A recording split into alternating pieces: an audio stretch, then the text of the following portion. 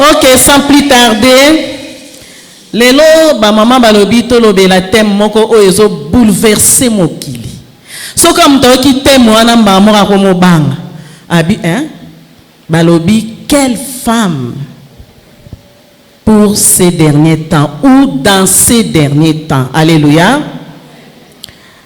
Alors, tokozwa ta ko décortiquer, tokozwa ta ko tanga Biblia, pe tokoyeba ndenge ni tokoki kokoma basi yango o bazo luka biso tokoma lelo. Mais avant to banda toko kitamitu na biso, nous allons prier. Père céleste, merci. Merci pour ces moments propices que tu me donnes pour parler de toi. C'est vrai Seigneur, je suis rien, mais je veux que ta présence soit là et que ton esprit parle, Seigneur. Ce temps n'est pas un temps, ô notre Dieu, comme tous les temps, mais c'est un temps où tu as prévu pour, ô notre Dieu, amener tes enfants à comprendre ce qu'ils doivent faire pendant ces derniers temps. Alors parle à chacune de nous, dans le nom de Jésus. Amen. Tokotanga Biblia na biso.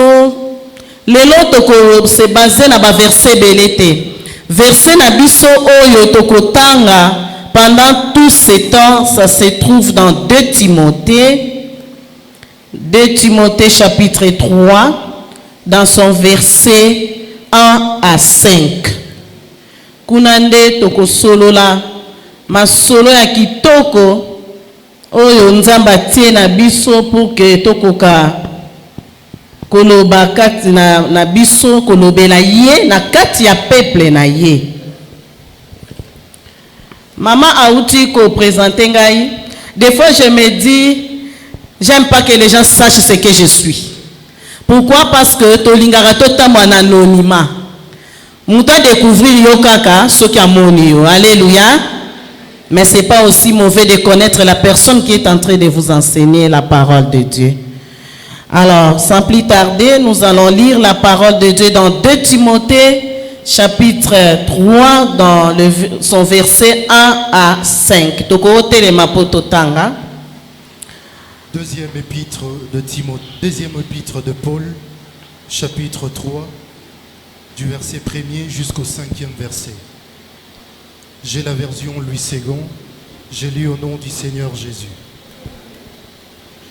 Sache que dans le dernier jour, il y aura de temps difficiles, car les hommes seront égoïstes, amis de l'argent, fanfarons, hautains, blasphémateurs, rebelles à leurs parents, ingrats, irréligieux, insensibles, déloyaux, calomniateurs, intempérants, cruels, ennemis de gens de bien, traîtres, emportés, enflés d'orgueil, aimant le plaisir plus que Dieu, ayant l'apparence de la piété, mais reniant ce qui fait la force.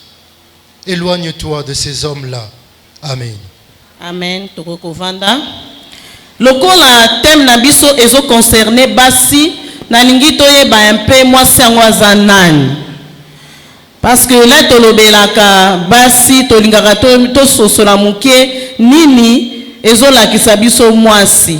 Mwasi en vrai dire aza na ekara être humain de sexe féminin. Azali pe mutu oyo akelami na image ya Nzambe selon Genèse 1:2 Genèse 1:27. Tokoki koloba pe mwasi azali comme une perle.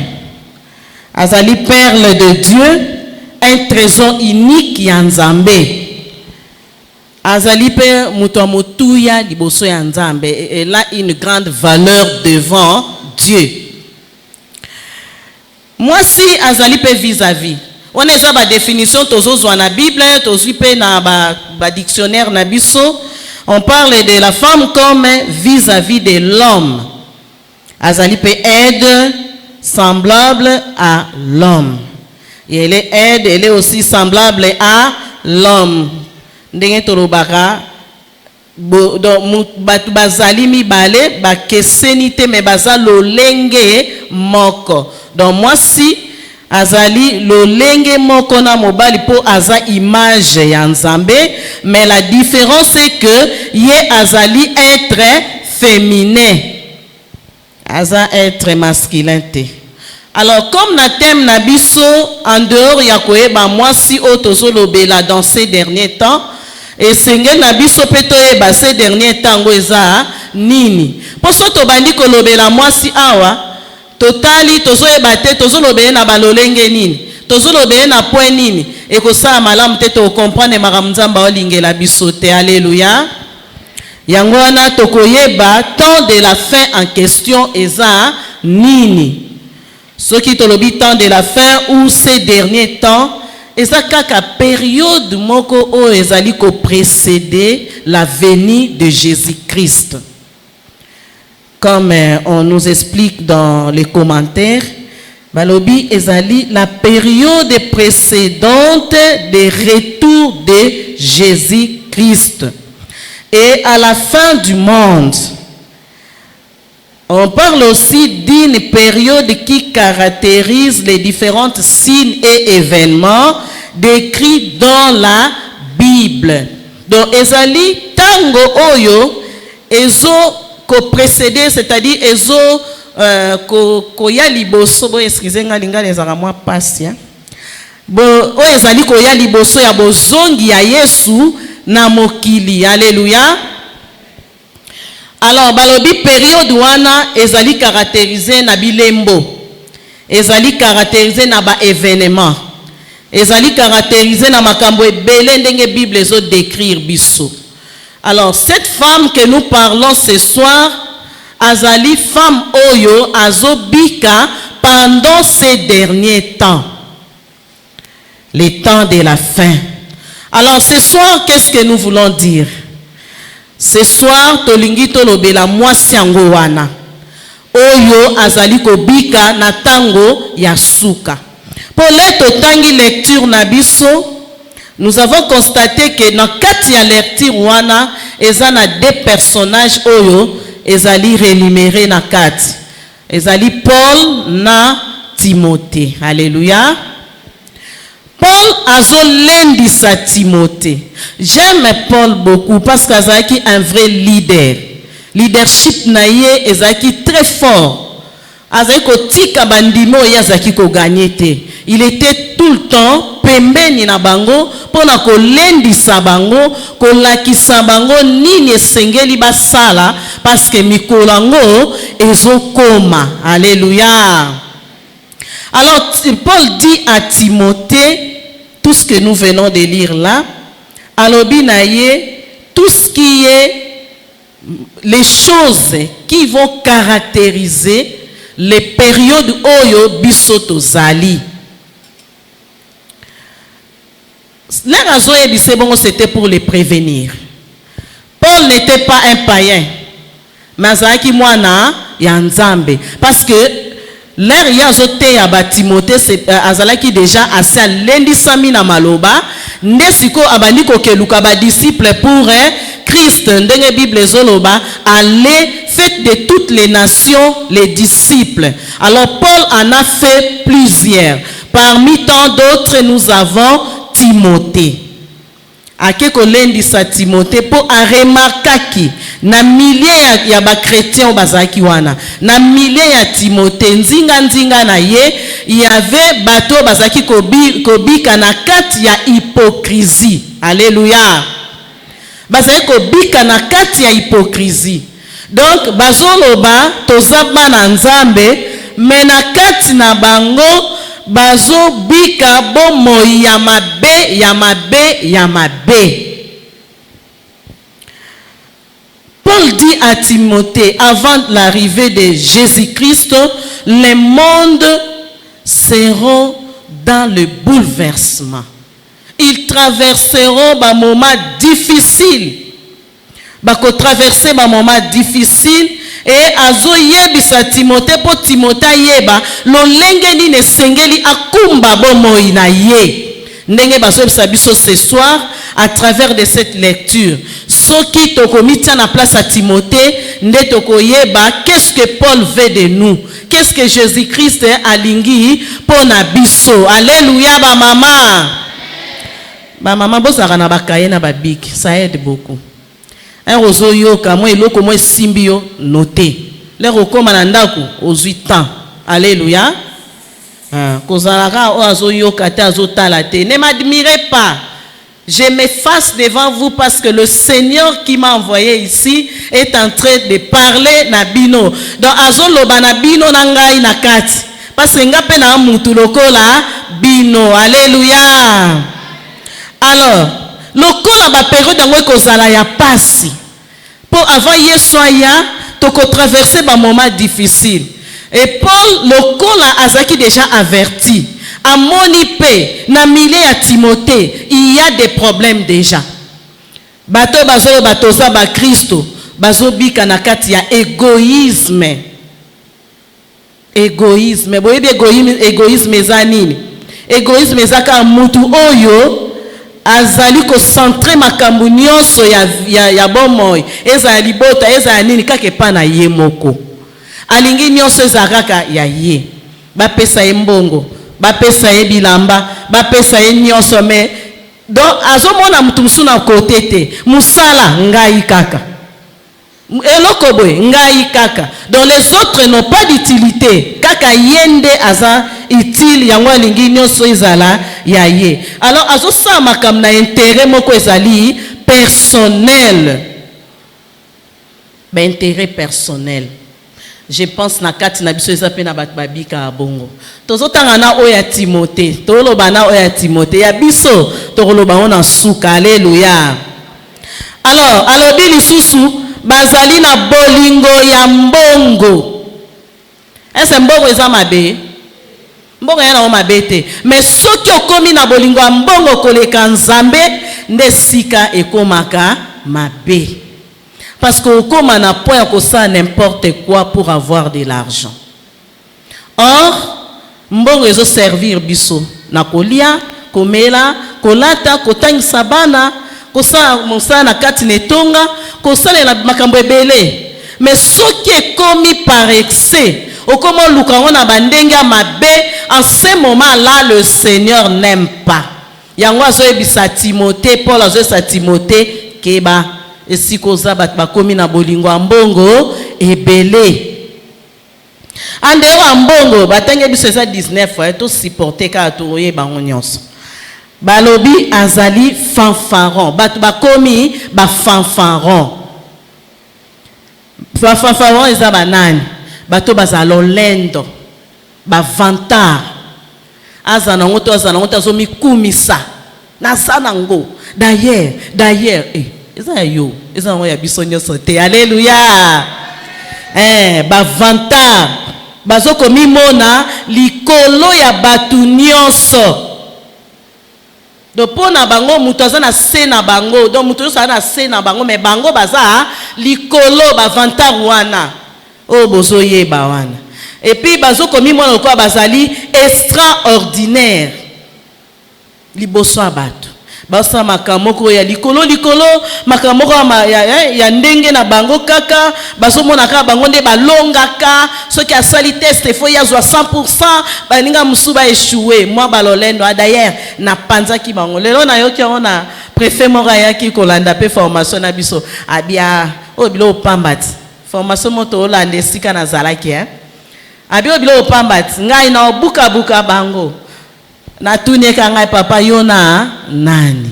Parce que quand on parle de la formation, c'est-à-dire balingi ba kisabiso un plus na kata bomo ina biso. Mais quand toi tu dis que na buka bango donc na pesa bango ma réponse nyo c'est tu connais déjà ce que bango mani balobela. Oyebite, ce sont des fanfarons. Lolendo ba vantar moboy. Ko mata. Bato munoko etonda abila bouche pleine. Mon retonda na maloba on peut malamu te ya vanité de vanité.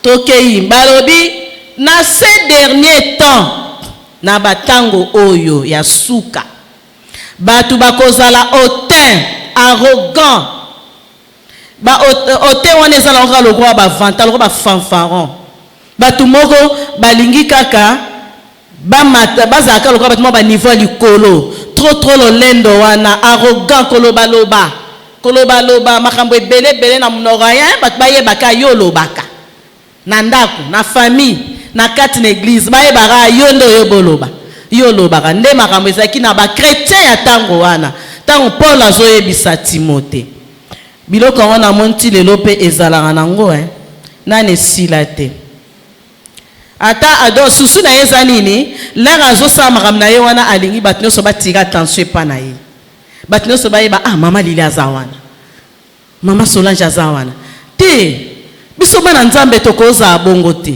alleluya balobi Paul ayebisi Timothée alobi dans ces derniers temps il y aura des blasphémateurs bate boye bate bato baboya na bango religion baboya Nzambe bango bamona nde Nzambe existaka te ozoteya azoyebisa ani nango swa oloba wana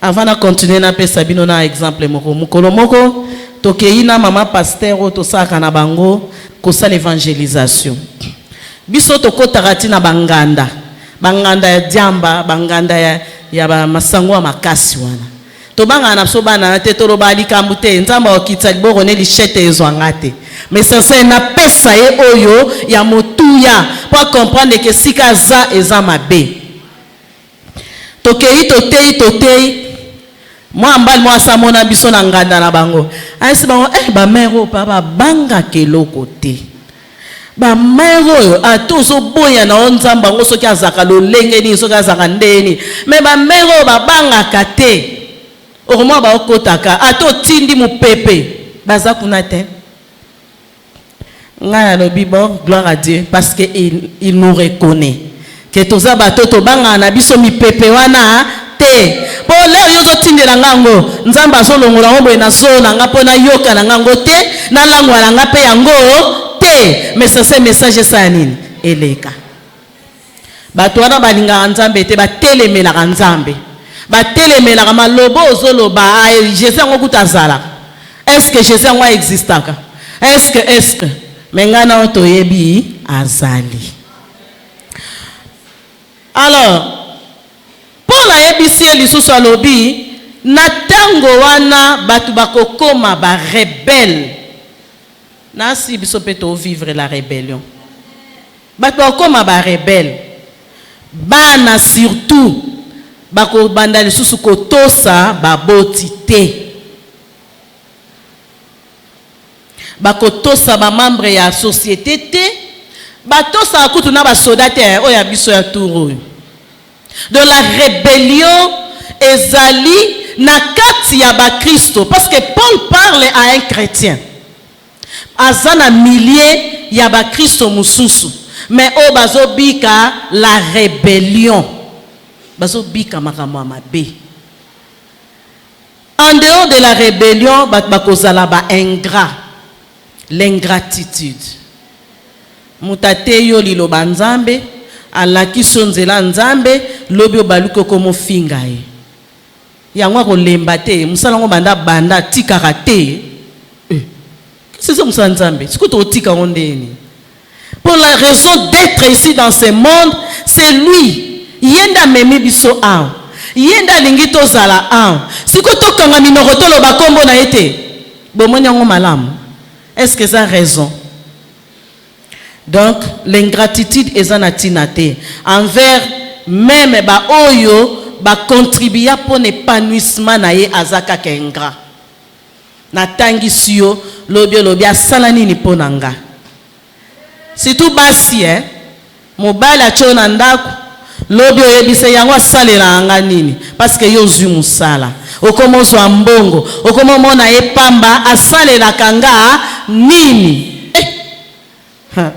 tokoye bango bien biso to énuméré na biso nanu ya Paul pour Paul nde modèle na biso na tango alors bi lisusu na 8e que les gens seront irréligieux qui n'a pas trait à la religion insensible na religion ba yoka ku te bazolobela bonzambe ba yoka kute bazolobela religion ezanini donc ba koma irreligieux balingi kutu bonzambe te makambo yo salama na ndenge wana kame bango bazakuna te insensible dur de cœur azolinga ko comprendre makambo te ko mutu moko sans pitié na sala na ngai oyo nakoki ko sala nani angwa ko simbanga ata so na bomi batu 10 ba memanga wapi ata so na le na mbongo mboka ba ko memanga wapi ata so na yibi na ngai mabonza na église. Il y a un papa comme ça là bazotanga mbongo ezaki na une église de la place na jeté les noms bazotanga mbongo yazaki parmi bato bazwaka mbongo nzoka nde papa azaki na bashida na ye papa ana zalaki soki ka batie ayebi bato batiaka ba monta bien wana ayebi bango soki ka batie ya obendaka ba enveloppe wana après quelque temps il s'achète un véhicule moba moi ça se comprendre te ya moba nanga zu promotion na musala obi ezanini toza moyen somba mutuka te ndeni ya sombi mutuka bon to observer kaka to bazokende papa comme ko samamba ba extravagance wana papa comme na mwa lolendo wana nzoka zo yiba mbonga baninga ba tokela bazo reconnaître nzambe na kati tonga ya zo zwa azo salela nango n'importe quoi hein azo salela n'importe quoi siko le bazo tuna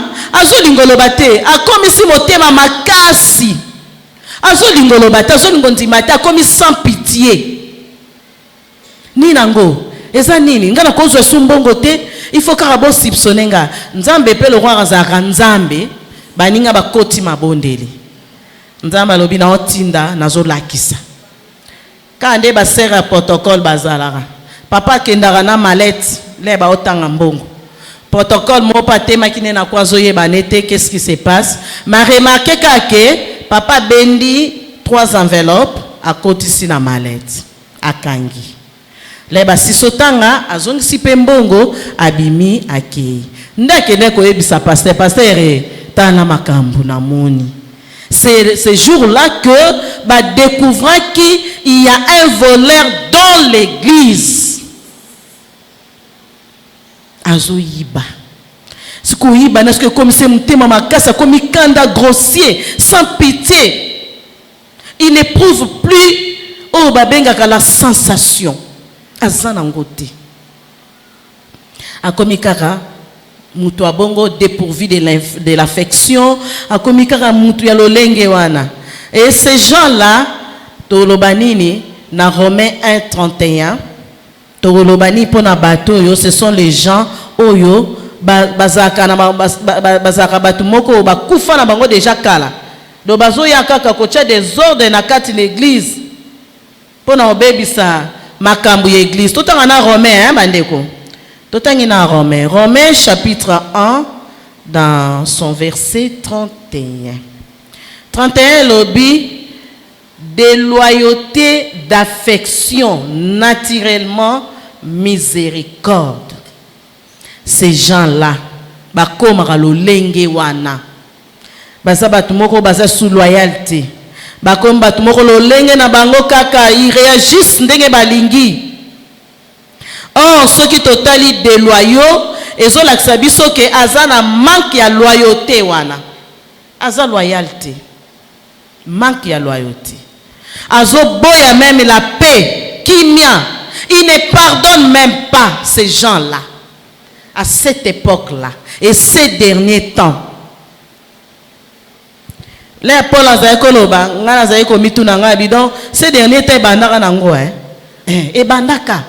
Amona ki makambo zo umela na kata bato bazoba biso toza ba Kristo yango lobité disciple nanga il faut na kebisaye c'est pourquoi il lui dit là-bas à la fin sors au milieu d'eux, sortez au milieu d'eux, bima na kati na bango zala musika na bango ko poussa na pembe na bango te. Pourquoi? Parce que baza bato yo ba ko influencer dans le mal. Tozana pe bongo na kati ya l'église. Tozana batu musu balingaka nzamba solo, mais ma misusu bazaka po ba kotonsa bakita ya église na biso pas à pas.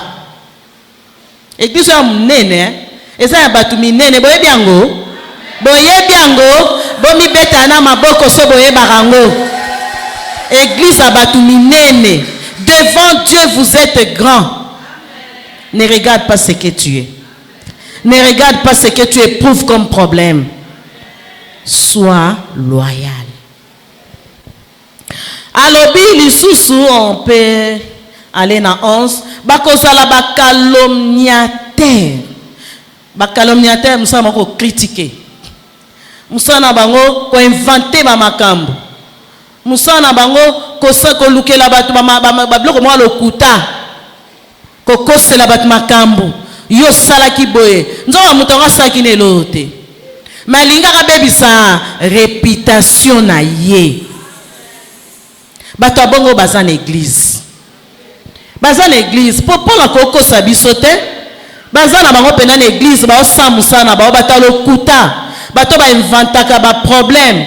Intuition na bango ezaka na nuire na réputation ya mutu wana. Na nuire image na ye. Na bebi sa personnalité na ye.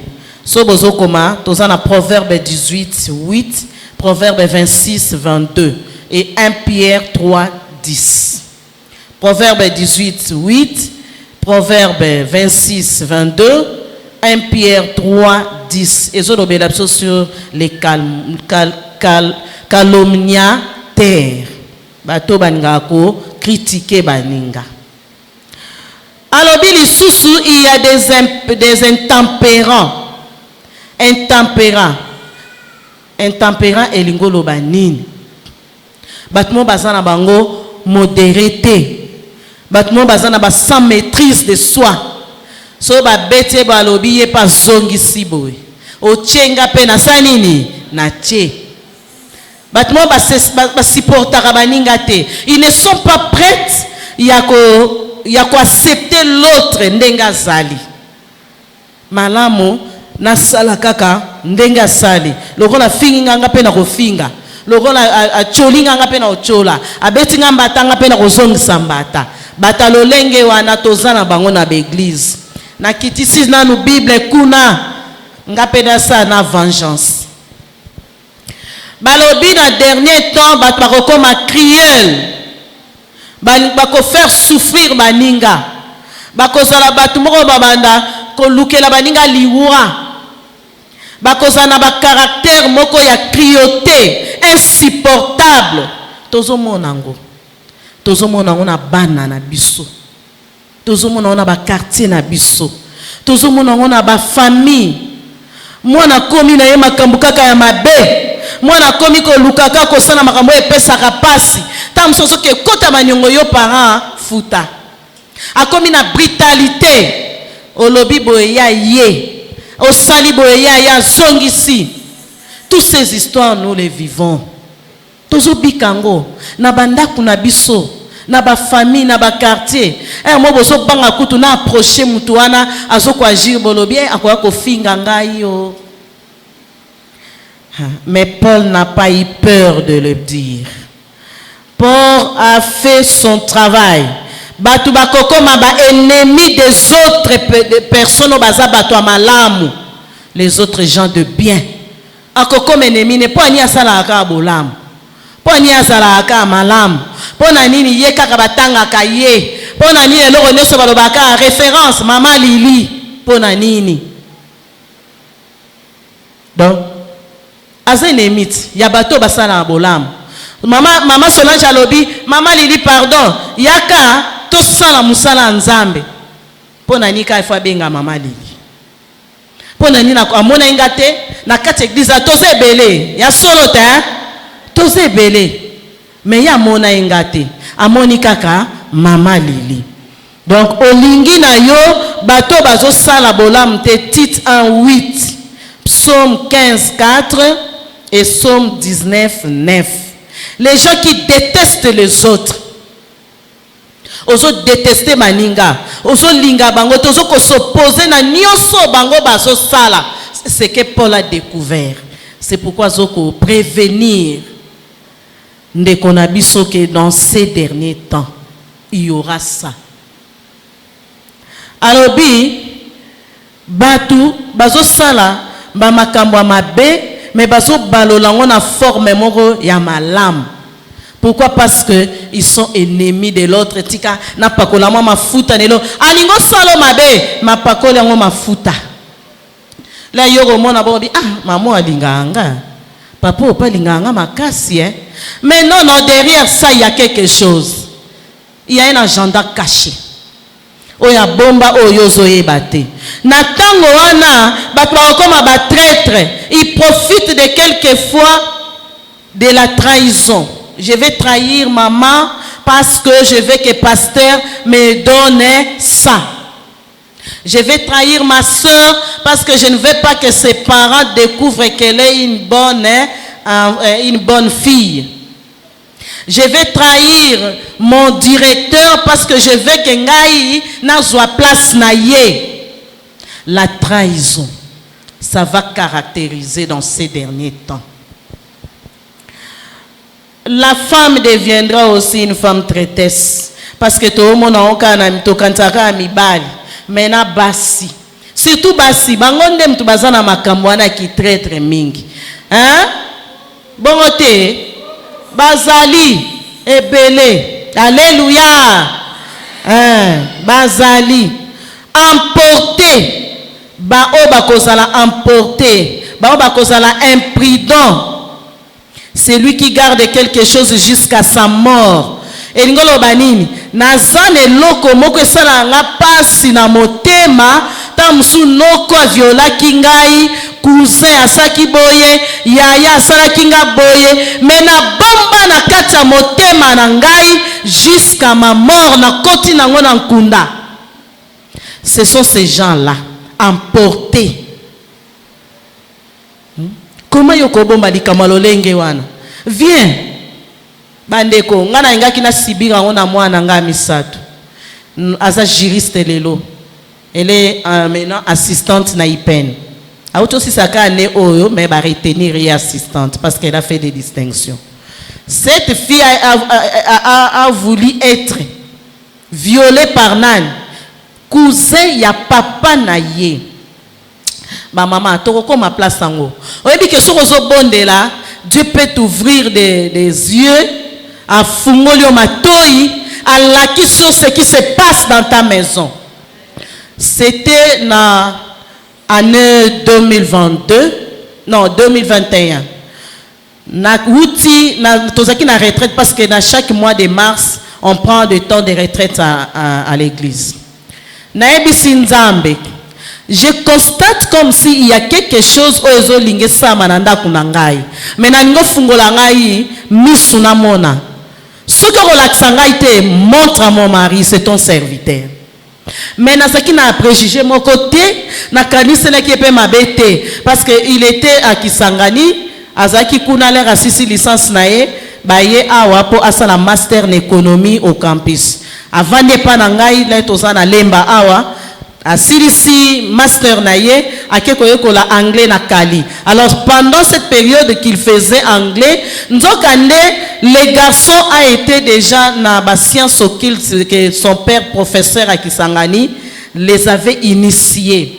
Bazaki na Rotary Club. Alors son problème c'était de faire des rapports avec ma fille parce qu'azan de connaître ça naye pour avoir ba chance naye. Parce que les diables a des plans, hein? Les diables a des plans. Alors, là, il y a un rapport na bana biso, il classe naye, ma camion son à cette époque-là, l'enfant était encore en 5e des humanités. Mais elle s'est gardée parce que alobaki maman ebisenga ye aleki saraba vie oyo adolescence te. Alors bisope tomi bate la tolek saba vie oyo te. Si rentre de l'école, moi nazana ndako. Avant la sorte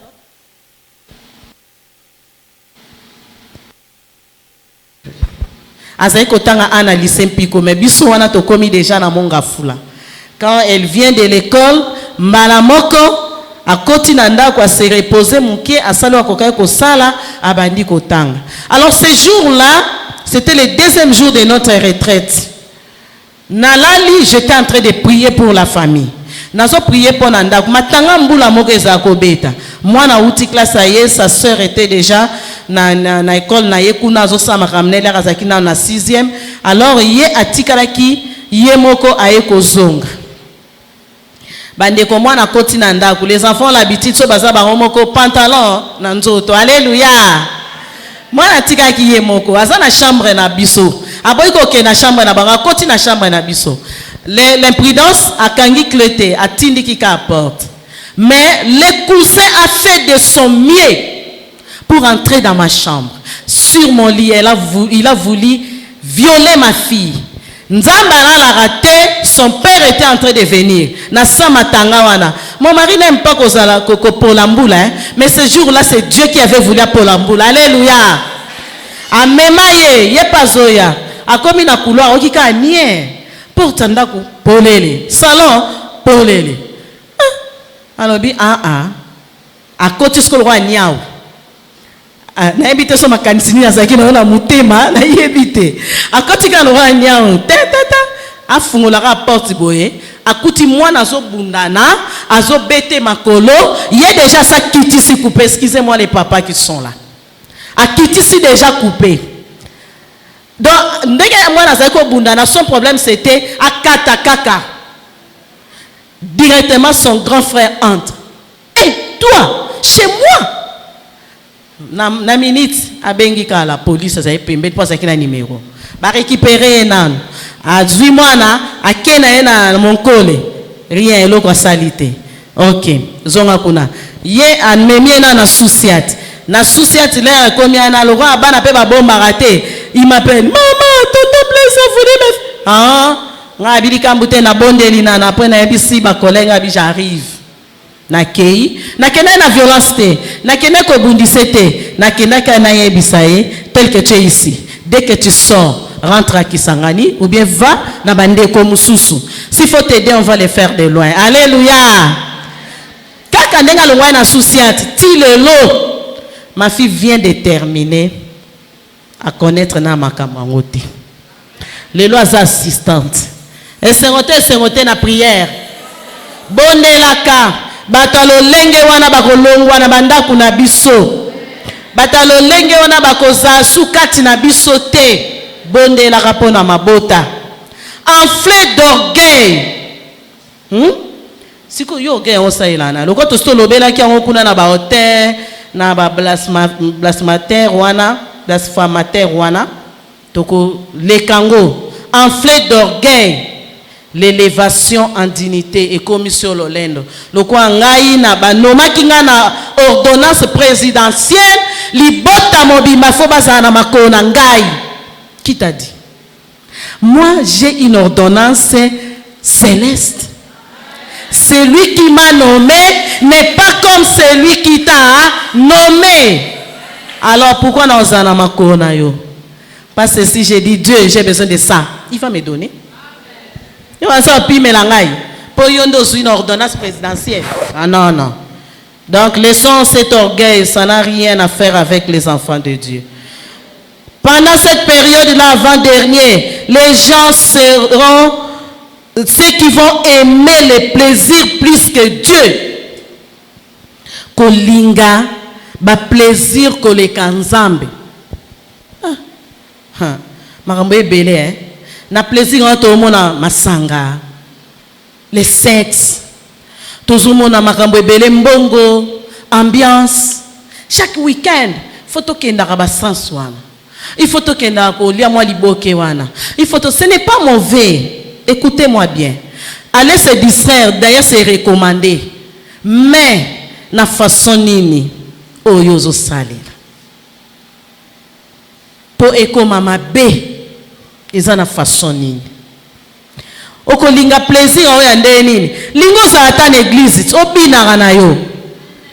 Naza otalaka basenga bime basenga ba obinsanga te. Kalinga na ko bina. Nasa libosa nzambe na binaka. Parce que je n'ai pas un autre endroit pour aller danser. Soka libosa nzambe nde. na robina. Mais liboso batu naza kuna te. Je disais un jour na ba sermon nabi, o mone to leka na balabala. Ora musique mokile beta. Moko mona jeune garçon, mwana mukie nani azobina zokata danse. Mais babengi ete. Mais ce qu'on poni soto en église to koka kobina te. Parce que nous avons que ici pour danser. Alléluia. Non kebine la wapi. He bayaya. Yasuka oyo Paul azaki koyebisa Timothée lobi ayant l'apparence. Donc bazan apparence ya batu malamu. Mais nakati eloko eza ce sont des formes extérieures qui montrent que ça c'est une chrétienne. Ça c'est un chrétien. Ça c'est un enfant de Dieu. Mais nakati na yo il n'y a pas quelque chose de Dieu en toi. Pourquoi? Parce que tu as suivi les choses de ce monde. Tu as préféré vivre comme tout le monde. Tu as préféré faire ce que les autres sont en train de faire. Maman, na pokwa na lelo na ngina ebisobo. Moi sotozoloba, quelle femme dans ces derniers temps? Ce n'est pas cette femme qui vit tout ce que nous venons d'énumérer. Asa moi azobika makambo te. Aza mwasi oyo azali transformé et elle conduit la transformation, le changement. Obongwana pe ozo mema libongwani et pas ya bateau. Alléluia. C'est cette femme-là que nous voulons parler aujourd'hui. Si j'ai préféré qu'autant la nobilo renyo sur liste des exhaustive. Et ça m'a ramé belé dans ces derniers temps et kobima. Mais nangina ebiso mama, regarde ce que nous sommes en train de vivre aujourd'hui. Tala makam tozo bika lelo. Na uto ebisa pasteur na olanda formation sur la santé sexuelle et reproductive des adolescents et de jeunes gens. Elingola tsanini tozo yekola ndenge nini komema bana mike oyo baza ba adolescent ba comprendre que oyo tozo sala eza malamu te esenge to sala boye mais toko sala ndenge nini biso tozu formation toke na bekol na beglise na biso to former ba jeune ya lolenge wana pe bango bakomi kosunga bandeko na bango par des conférences des temps d'échange, des débats et tout. Pourquoi les gens de Sanrou bazo sala makambo wana? C'est parce qu'ils ont vu mabe comme ebele. Mabe comme ebele parce que ngai na yo tozo croiser maboko. Alléluia. Tozo croiser maboko. Pour quelle raison les mamans? Tovandi na biso to kangi maboko, mais tozo mona mabe na bakati bandaku na biso. Tozo mona mabe na église na biso. Tozo mona mabe na baveni na biso, na ba voisin na biso. Mais pourquoi nous voulons rester mou?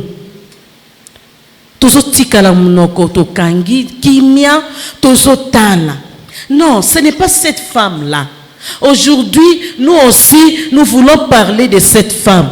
Nous voulons que nous puissions comprendre, comprendre que dans ces derniers temps, nous sommes en train de vivre déjà tout ce qui a été dit à Timothée pendant ces temps-là. Tozo bikango. Quand je me suis rencontré dans moi na batiki na sou. Oh ayibaki. Siko, moi na osa komi na niveau la faute à qui? Ya maman te, ya maman. Les mamans t'ont démissionné. Pour biso moko to lingi la transformation à vie na bisote. Tozo bongwa na te, toza likolo moko na kati, likolo moko libanda. Tozo sangana na bato baza ba Kristo te. Tozo landande o bango bazo sala. Mais la femme qui doit changer les choses dans ces derniers temps, c'est toi et moi.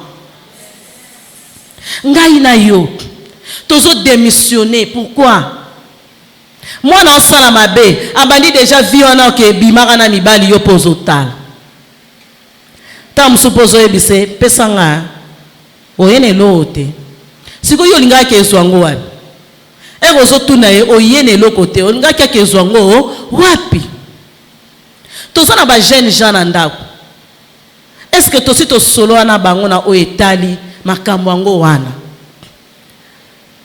c'est là où nous sommes en train d'échouer nous les mamans tomona makambo c'est comme tabou na l'époque na biso ba parents bazali kokoka kosoa na biso vérité te parce que tozaki en possession ya biloko eza lelo te lelo toza na bandroid ezo l'acception makambo nyonso na kati toza na ordinateur toza na babiloko ebele donc tozo découvrir na otoko découvrir te si toi parent les résultats na téléphone ba publicité ezo leka ta muso zo refoulé mais est-ce que moi na yo azo refoulé ba publicité wana si moi non seulement les réalité les amis j'ai des larmes aux yeux l'année passée avant de clôturer l'année à Massina dans une école là pe na tangisaka eza complexe à munene eza na ba école ebele il y a un enfant oyo bazaki na ndako moko bat bazaki ko vanda te ayokani na ba camarade na ye bazaki 4 batali film na mwasi moko moi ça zaki na deuxième des humanités bango pe bazaki na deuxième des humanités batali film balobi en pratique nous allons pratiquer chez la fille aussi a accepté bakenda pe muto liboso ayebaki na ye makambo te on l'a forcé d'essayer l'air à lembi la même fille je vous dis na leli ba mi se kiti quand j'ai vu la maman de cette fille en train de pleurer nga pe na leli siye la même fille a telemi a kena cuisine a zui mai a pesi mela pozwa makasi si c'était ta fille okoma à niveau ni okomi mona ndenge nini c'est parce que nous avons démissionné. Nous ne sommes pas prêts à dire à nos enfants ce qui est de la valeur de la femme. Moi, ça ça motuya, bande konanga, bana nanga basi, bande konanga basi. Moi, ça ça fleur, balobi, c'est une perle de Dieu, un trésor pour notre Dieu. Alors toi qui es trésor, pourquoi tu dois laisser les choses se passer dans ta vie et dans la vie de ta famille? Pourquoi? Na masina na tozo mona makambo. Bokova na récréation ba misuba ke bata manasima ba classe. Bokangi bango.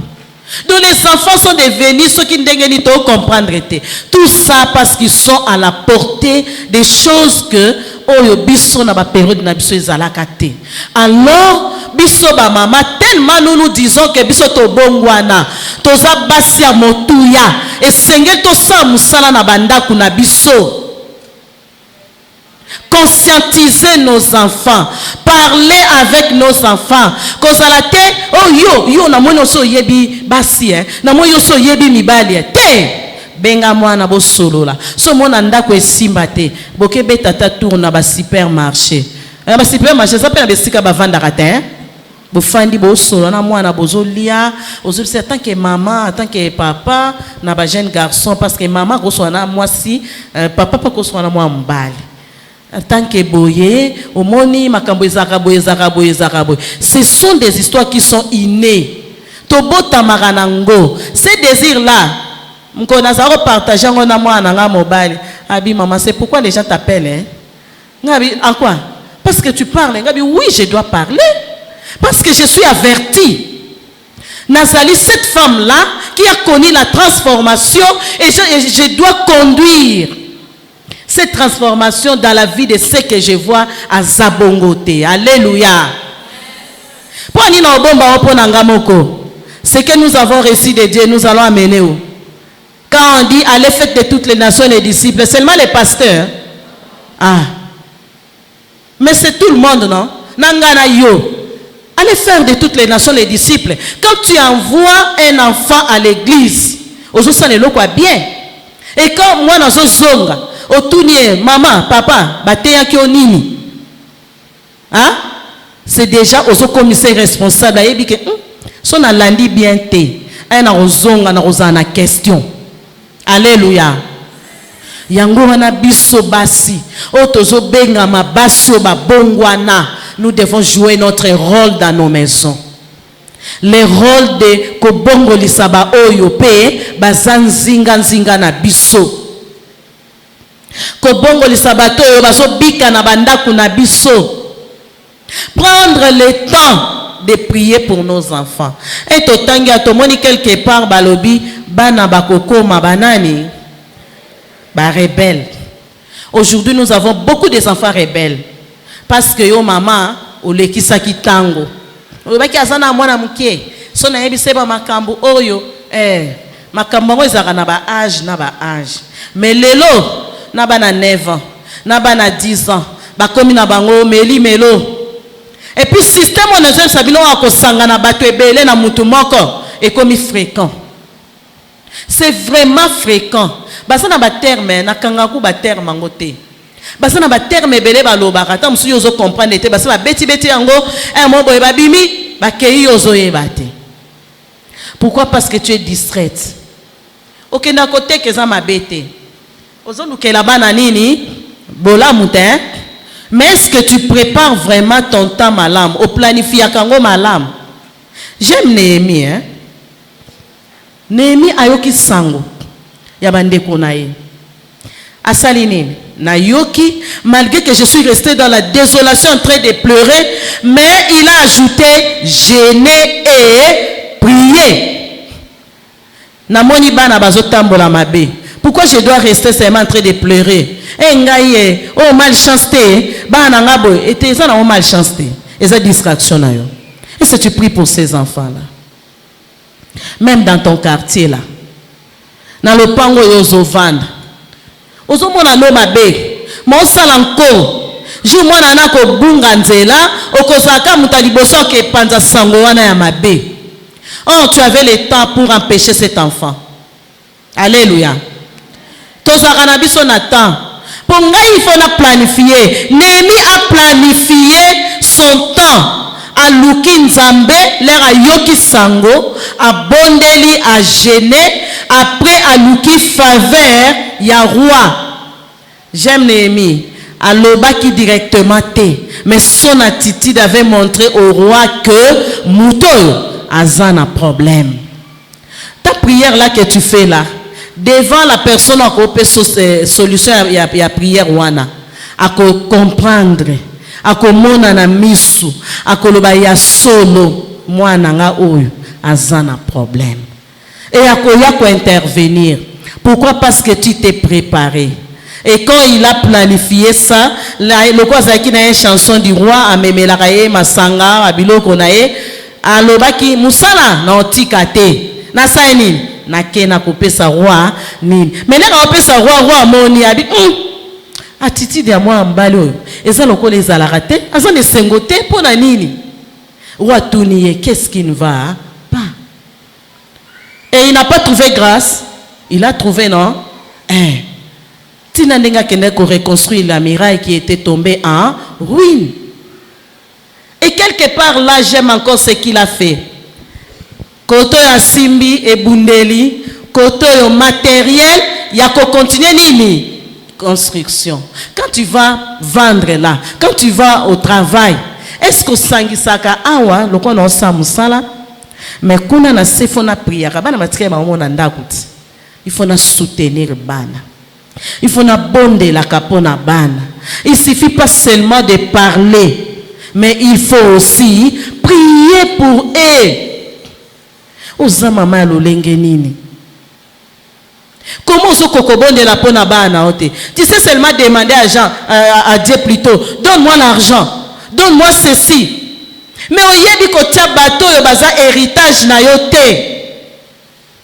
Cet héritage là, yo moko ndefo bikango. Soko protéger ngo te, yo ko bik héritage wana. Oko bikango te. En passant, na utolia ntaba ya virginité. En tout cas, laissez-moi de vous dire ça. Un médecin qui se marie sans connaître les choses du monde. Et son mari lui-même qui vient. Merci maman pour elle. Qu'est-ce que tu as fait?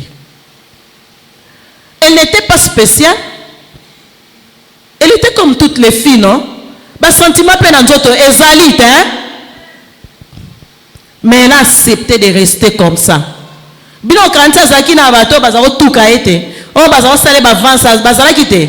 Bazalaki.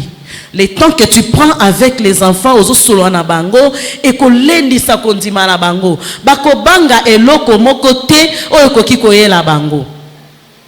Tango ozo kipe malam ozo bimisa ye bozo ke beta mwa batour bozo ke solo kwa ba ami mwana ozana tanko salo mabete bana musuba obima parce que ba parents baza mabe na uti ko solo na fiyel nanga moko abi mama na eli okoko koko wana zo bisanga nini maman j'ai béni Dieu na ndengo opesa ki mwana oyo conseil ngai mama nanga na yebi bolingo na ete na yebi eloko moko te na vie na nga oke mama alakisa ngai le nazokola eza te mama yinaka nanu papa apesa papa kolia malamu te mais papa aza pasteur so baye na église mama opesa témoignage mwana olelaka ama miso ekita jour wana bayaki parce que ayebisanga alelaka pona nini mama mo Kristo otelemi po ozoyemba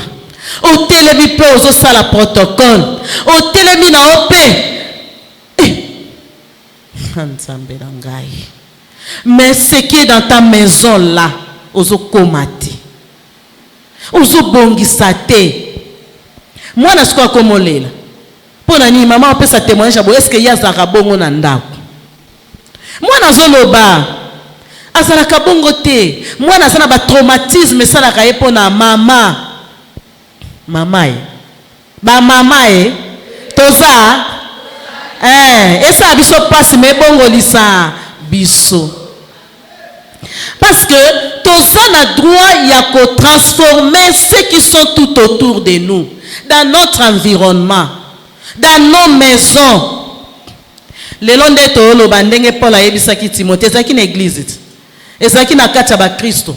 Est-ce que biso na église na biso toza ba qualité bien oyo koki ko approcher baninga oyo koki ko benda batu mususu ba ya pepa ya Nzambe ou bien sa réputation à pasteur na maman pasteur ndezo ko attirer les gens. Chacune de nous les mamans doivent avoir quelques pierres à porter à l'église. Il y a beaucoup de choses à faire dans l'église. Makamboze bela ko sala na kati église. Ko zela te ba ebiso mama e yo kota commission te. Mama e yo ko sala boite non librement satisfait Dieu. Librement. Sepelisa motema ya Nzambe. Bizaleli na yo esepelisa motema ya Nzambe. Vi na yo esepesa motema ya Nzambe. Toto Sorana, maman Solange sur quelque chose. Elle me dit, Dieu te bénit par rapport à d'autres choses. Tu vois comment est-ce que les enfants évoluent. Moi je dis, mais c'est ça. Naibisa Nzambe, je ne suis pas pauvre. Alléluia. Je suis riche parce que je te connais. Alléluia. Tozana femme d'action missionnaire de maman présenté wana. Je suis dans l'organisation. L'année passée, tokendaki na Togo. Ngana kendaka ba voyage wana comment? Mes amis, je ne fais pas sortir l'argent de ma poche. Il y a un de mes oncles avant d'arriver en Allemagne, mais c'est un aveugle. Aveugle né, je vous dis. Azalaki aw. Atangi ki classe na bango ba aveugle aw. Période da maman CC Maman CC azwaka ba aveugle nyonso bazalaki wana amemaka bango na Allemagne na compte ba catholique. Ba pesaka bango ba formation. Mon oncle là est pasteur aveugle, enseignant na école na bango ba aveugle. Et quand il m'appelle, il me dit toujours, Lili, à ce moment ici, Naza n'a pas consultation. Il consulte les autres enfants aveugles. Alors, qu'est-ce qu'il y a de spécial à cet homme? Première fois, là, na Côte d'Ivoire. Avant na kende na benge. Rabi, oncle Boni, nazo ke musala Nzambe na Côte d'Ivoire, na compte sa femme d'action missionnaire. Explique-moi d'abord c'est comment, na expliqué. Femmes d'action missionnaire, ce sont des femmes qui se sont données à l'évangélisation dans le monde entier. Donc nous sommes là pour apporter la bonne nouvelle dans le monde entier. Mais si tu sangana qu'après 2 ans, tu sangani na pays moko. Alors cette fois-là, c'était une rencontre internationale en Côte d'Ivoire. Maintenant, ça n'a mbongo, il y a transport, mais ça a coco kate. Ah bien, mais il fallait me dire ça avant. C'est l'œuvre de Dieu. Je ne peux pas fermer mes oreilles. Bande quoi complétant mbongo. Après, Ebisinga, à chaque fois qu'il y aura ces voyages, appelle-moi. Je t'achète les billets en ligne. Na mona ke wa ba blanc. Est-ce qu'on a ke Togo na ebisie na période boye toza na Togo pour 2 semaines et zali pona femme d'action missionnaire. Abi pas de problème, donne-moi les dates. Na pesie ba date. Avant tout le monde, je vous dis, j'avais déjà mon billet avant 2 mois de voyage. Mais baninga baso luka na sala demande wapi na kota mais nga nazwa ki déjà billet. Et quand les autres ont vu qu'elle a eu billet, bah comme si on sentit que non, le voyage est là bel et bien. Donc toko kende voyage wana. Les maluka ki to sangani, mais moi j'avais déjà ça avant. Nabim sarata inventé. Pendant cette période ici na Kinshasa bazao somba billet na 910. Mais il y a sommelenga en ligne na $622. Et quand les autres ont vu ça, directement, ma côté ligne, ma sombi n'a même prix. J'ai influencé dans les bons, bien non. Alléluia. Je suis riche avec Dieu. Parce que son habit tata, j'étais à Massina, na roi Baudouin en formation. Mais na lobby, naza na rendez-vous. J'ai dit au docteur, hey, ngai, nazwa ki rendez-vous au avant bino. Dans le lot, on a 17 ans, comme 15h, vous libérez. Na fait na rappel na Bossani. Tina mon a 15h15. Docteur à moi ça azo rappelé maman Lili, tu dois partir non? Nabi au gloire à Dieu. Nabi mi na ngapena ye. Alléluia. Zala moi si mon Christo, oyo soki batu ba moni yo, balobi ya solo ya la transformation de cette femme. Et leur ozo luka faveur au kozwango ndenge Néhémie azwaki auprès de son roi. Même Esther anayi. Alléluia. Yo olobaka etali bango etali ngate. Mais Esther alobaki akende. Malgré ça ko hésiter mais oncle na lobi yo kanti soki biso bakomi biso yo otikala. Et ça lui avait rappelé. Yo pesoko kanisi bana na yo bakufi yo ndo otikala te. Tolele la nzambe pona bana. Bakuluna baza partout.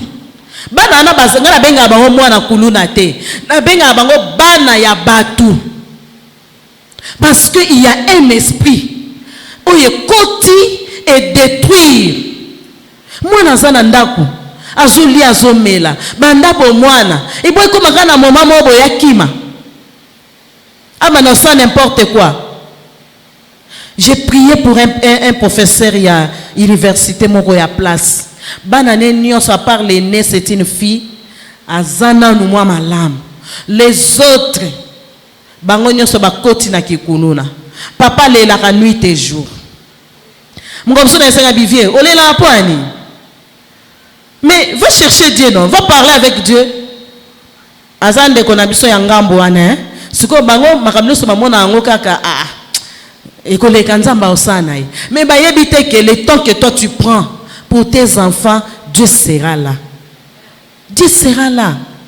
Les rosobonde la pona bangote. Et cet héritage là, tu vas vivre ça comment? Parce qu'il faut entretenir cet héritage. Bible lobi bana bazali lipamboli ko utarapi na nzambe.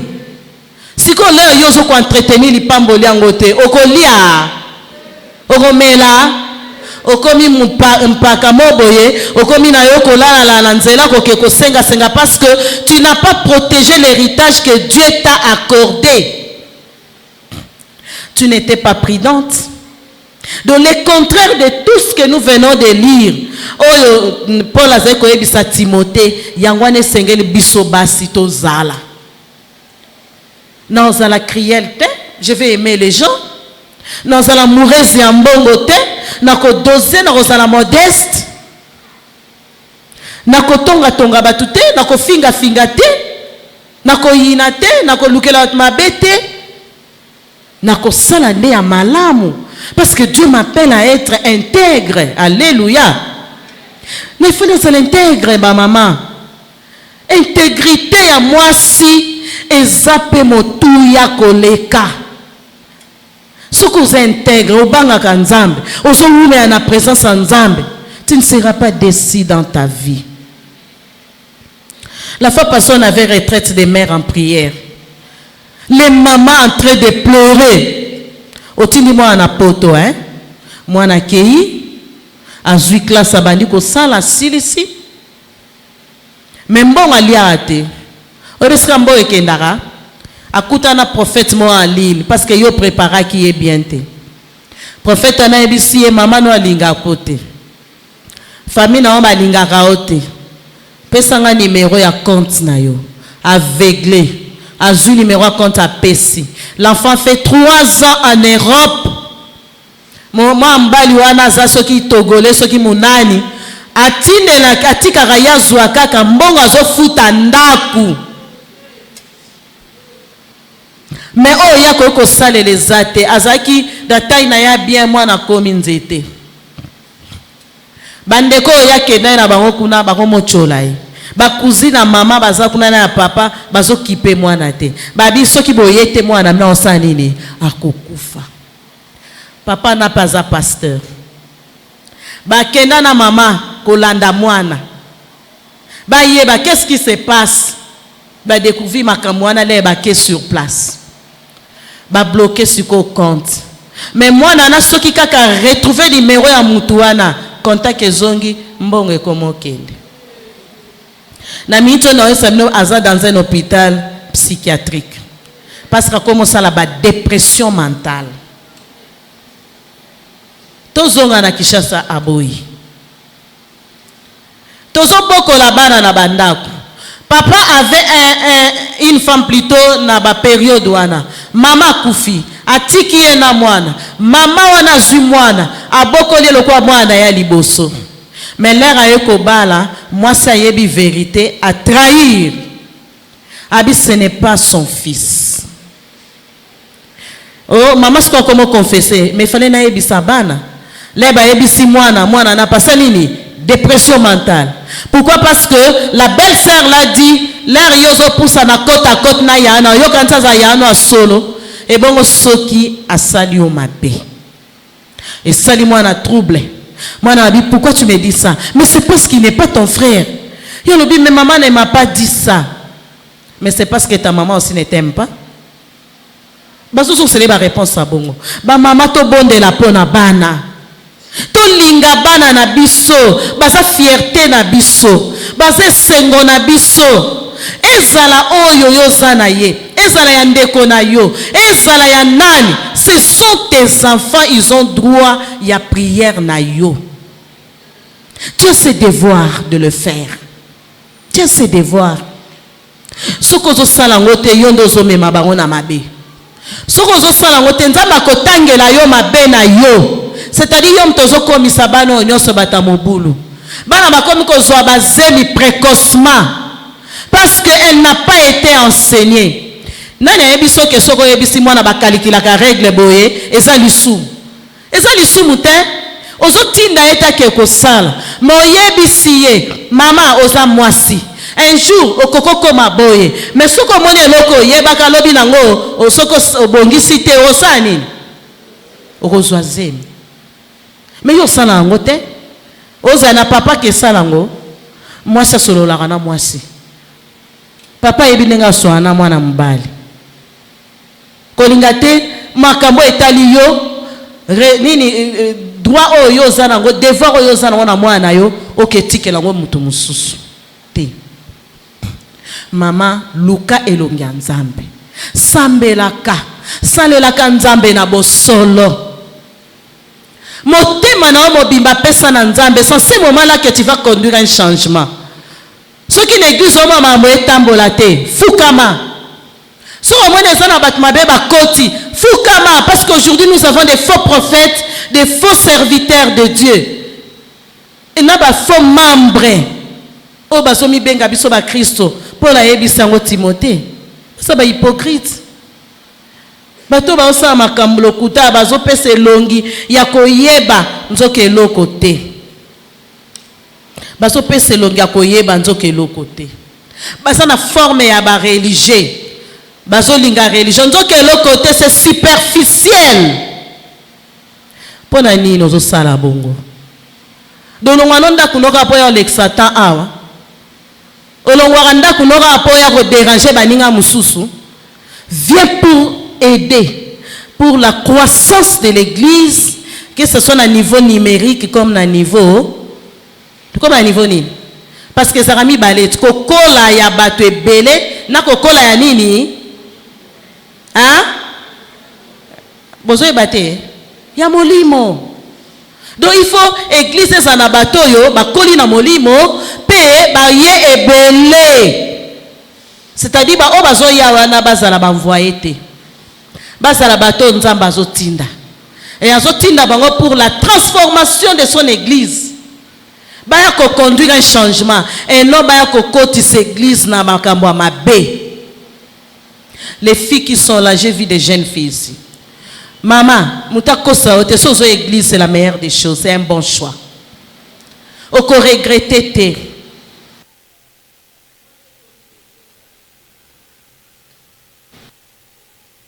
J'ai connu des choses avec mes filles. Na mema na lo barate que basa spécial. Non, parce qu'ils sont des humains. Basa na ba défaut, basa na ba nini. Mais partout où ils sont passés, ba reconnaissant bango lo kwa bana nzambe, pe ba responsabilité ba pesa bango ekenda malam.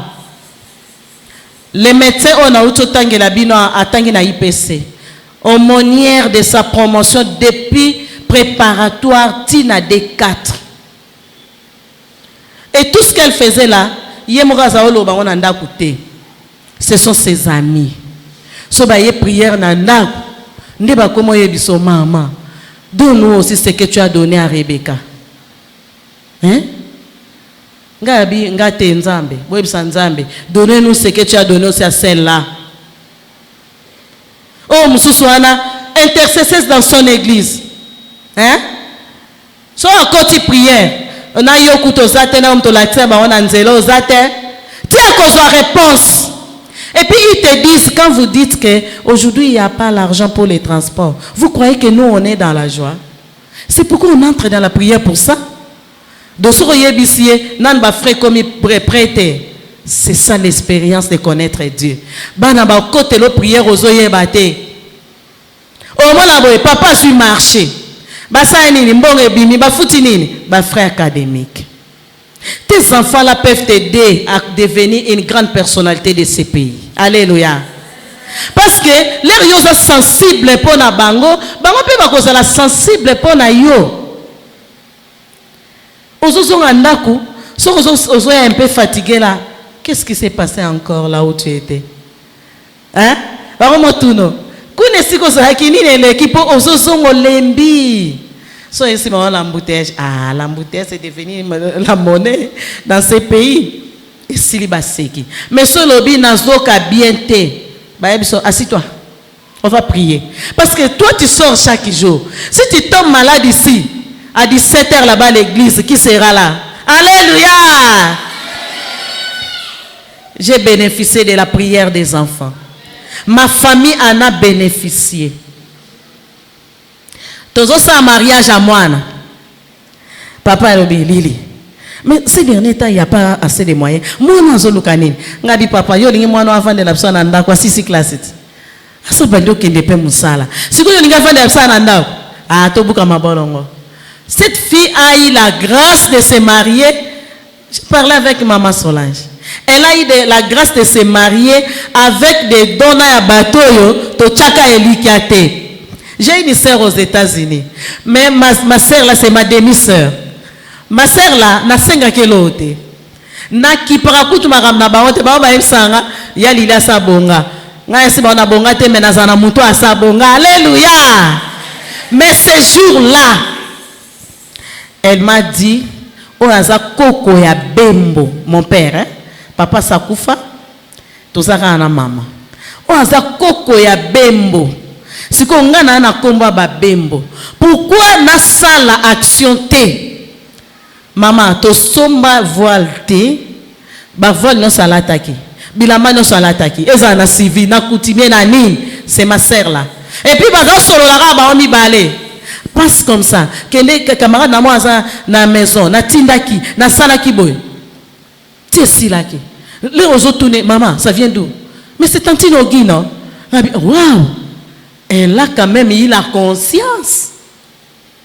Tout ça parce qu'on a fait quoi? To bonde la qui? Alléluia! La prière est la solution à tous les problèmes. Yonanga tokoki kozanango.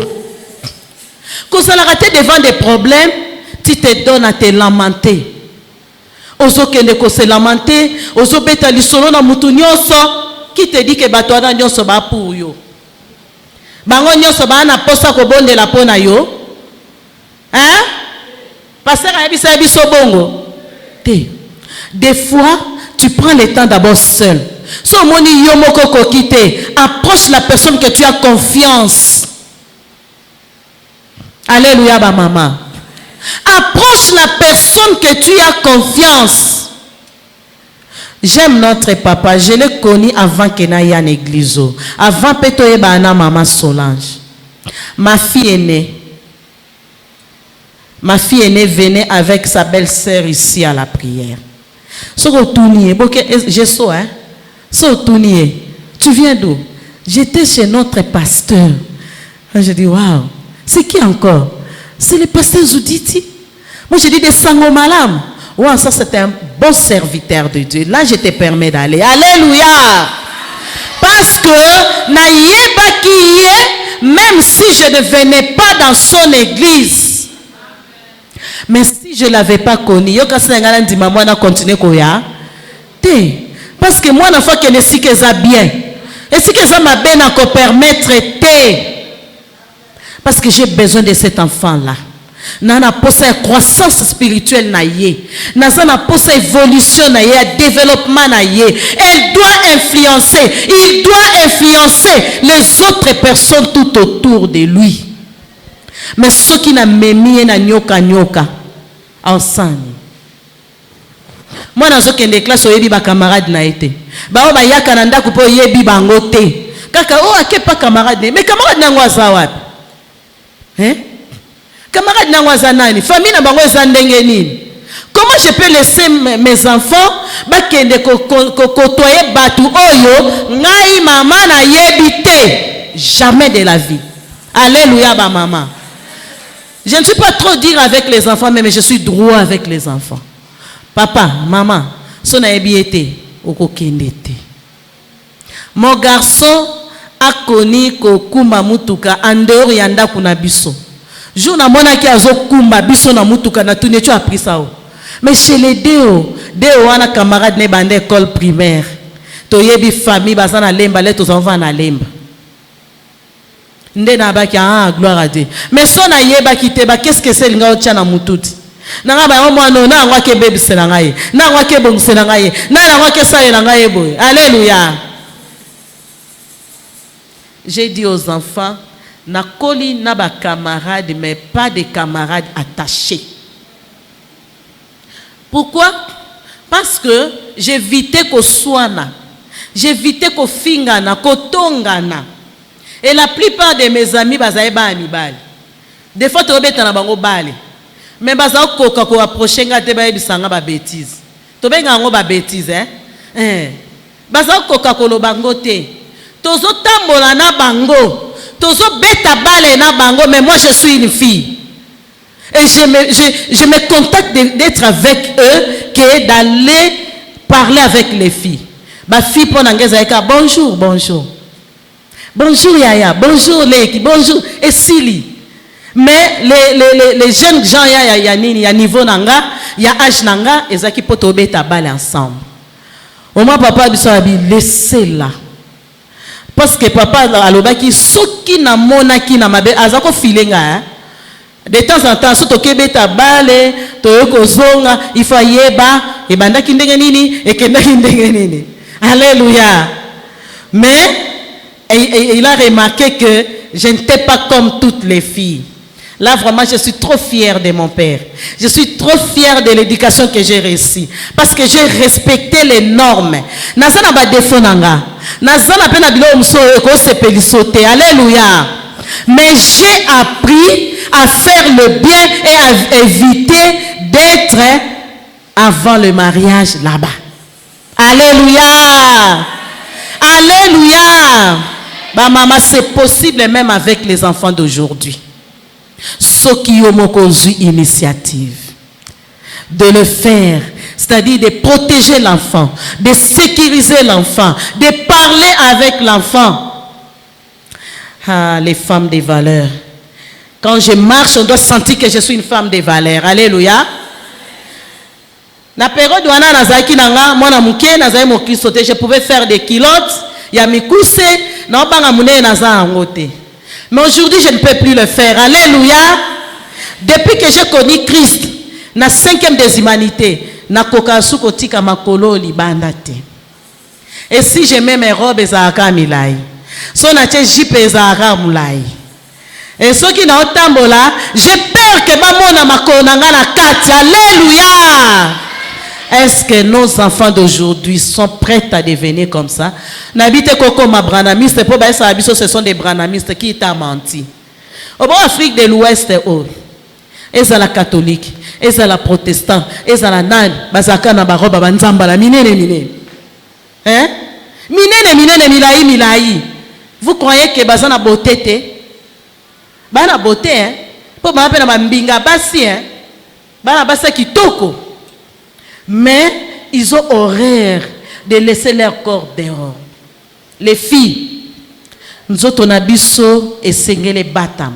Parce que biso basi toza ba perle, toza ba trésor ya nzambe. Toza le konzamba zo pe sa valeur, bateau nzamba pe sa valeur. Et ça coûte trop cher. C'est pourquoi on a d'autres zalaka. Yo so que protéger, est-ce que ba ozo d'autres na ba parents? D'autres koyate parce que batu babandolo bana balabala c'est un terme mo boso ki nyame kufa ka ba payamde ba liaka za bongo mai mai kufela mbwa ba payaka ba sara nini ba melaka, c'est-à-dire quartier na bino ba yebi lo lengo zali. Est-ce que ba koko balo na quartier wana ba koko bala yo te? Mutu mususu na uta musika asepeli na yo aiko bala yo. Yangwana biso ba mama, tellement nous donnons de la valeur, il faut payer to payer sa valeur wana bana biso to la sape bango. Alléluia. Pour conclure, les mamans telles que maman a dit, il y a mère en prière. Na mère en prière to lele la ranzambe. Pour na bana biso na prière à commun accord. Secret na yo na koki ko panza on a batunyo sauté. Quand je donne les exemples, il y a ba maman de bazolela, c'est pour nous stimuler. Il y a reprendre en charge bana na biso. Mboke c'est baby. Toza na battant de la fin. Tous les mots ici que nous avons lus, ça existe déjà parmi nous. Tozo monango. Mais poto longa ngana yo. Toza la bato yo ba bongwani ya solo. Bato bazo mikaba ya solo. Bato bazo tosa baloba ya nzambe. Bato bazo landa ba principe biblique. O bazo tanga bazo comprendre. Pe bazo ko se défendre partout ils sont. Alléluia. Tolingi to bondela. So to bondelité na loba je n'ai rien fait. Leçon clé au biso to zui et senge na biso kotikala na nzela. Mais discerner tout ce qui se passe. Okitisi mutu. Toyoki onyo so Bible ebisi biso. Tomoni combien souci à Paul et Zala qui ko prévenir Timothée. Et ce soir nous sommes prévenus. Yebisa nzambe. Tout ce qui est contraire à ta volonté, sungangai na salango malam. Ou eza contraire à volonté na ona salango te, mais ou ezali ya malam contraire ya mabe nyonso oyo ezosalama na ces derniers temps, nazonga na makolo na yo nasala ngo ozobondela yebisa Nzambe, j'ai besoin de toi ce soir. Ozobondela, ozoconfesser directement les péchés que tu as commis en cachant la vérité aux enfants. Oh lelo bazana balabala bakuluna bazozo bazeni bazo kotikelo bana obokola senga bolimbis. Le Seigneur est merveilleux. Ce que pesa na vie na ona Nzambe te, je pense que c'est le moment. Parce que la personne qui peut amener un changement, c'est cette personne-là qui a crié en Jésus, le kola mokonzi pe mobiki sinaye. So pesa na vie na yo na Nzambe te, tiaka liboko likolo. Tiaka liboko likolo. Ce que pesa na nubo mo ina na Nzambe te, les autres les yeux fermés. Tokangi misu. Mais ce que moni bon mo ina ona no pesa ngo na Nzambe te, c'est le moment de soulever ta main et tu reçois Christ dans ta vie comme Seigneur et Sauveur. Ce que so pesa ye bon mo ina yo, pesa ye merci du fait que abenga yo déjà a longola yo na mabe, a komisa yo moto esengeli ozala. Bazana posa koyamba Yesu, on va prier ensemble. Ceux qui n'a bondeli phrase aliboso olandi tina souka. Mais faites cette prière comme si euti painayo. Moi je suis en train de t'aider tout simplement. Tozo kangami sunabiso ba obako bondela, ils vont répéter après moi. Seigneur Jésus, nazana posa na yo.